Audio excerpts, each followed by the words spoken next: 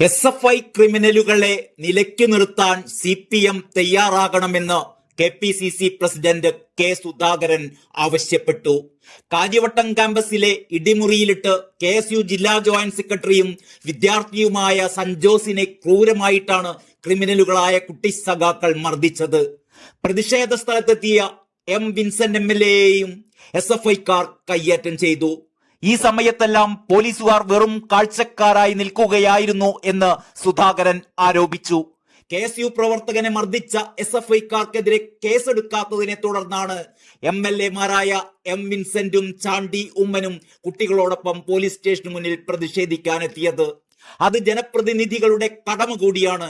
അതുകൊണ്ട് മാത്രമാണ് അക്രമം നടത്തിയ SFI പ്രവർത്തകർക്കെതിരെ പേരിനെങ്കിലും കേസെടുക്കാൻ പോലീസ് നിർബന്ധിതരായത്. അതിന്റെ പ്രതികാരമാണ് UDF MLAമാർക്കെതിരെയുള്ള പോലീസിന്റെ കള്ളക്കേസ് എന്ന് സുധാകരൻ പറഞ്ഞു. ക്രിമിനലുകളെ സംരക്ഷിക്കുന്ന CPMന്റെയും അവർക്ക് സഹായം നൽകുന്ന പോലീസിന്റെയും നിലപാട് പ്രതിഷേധാർഹമാണ്.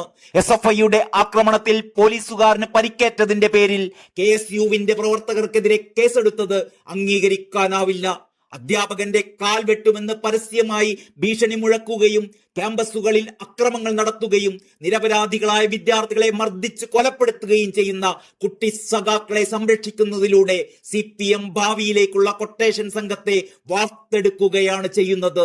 SFIക്ക് സ്വാധീനമുള്ള കലാലയങ്ങളിൽ ഇടിമുറികൾ ഇപ്പോഴും സജീവമായി പ്രവർത്തിക്കുന്നുണ്ട് എന്നും അതിന് ഇടതനുകൂലികളായ അധ്യാപകരുടെ സഹായവും ലഭിക്കുന്നുണ്ട് എന്നും സുധാകരൻ ആരോപിച്ചു.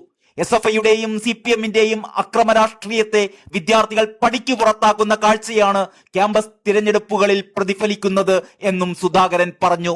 തിരഞ്ഞെടുപ്പുകളിൽ ജനവിധി എതിരായിട്ടും തിരുത്താൻ CPM തയ്യാറാകാത്തത് നിർഭാഗ്യകരമാണ്. CPMന്റെ തെറ്റുതിരുത്തൽ SFIയിൽ നിന്ന് തുടങ്ങുന്നതാണ് ഉചിതം. അതല്ലാതെ അക്രമം തുടരാനാണ് ഉദ്ദേശമെങ്കിൽ അതിന് വലിയ വില നൽകേണ്ടി വരുമെന്ന് സുധാകരൻ മുന്നറിയിപ്പ് നൽകി. അത് മുന്നിൽ കണ്ട് സ്വയം തിരുത്താൻ SFIയെ ഉപദേശിക്കുന്നതാണ് CPMന് നല്ലതെന്നും കെ സുധാകരൻ കൂട്ടിച്ചേർത്തു. News desk Kalakaumudi.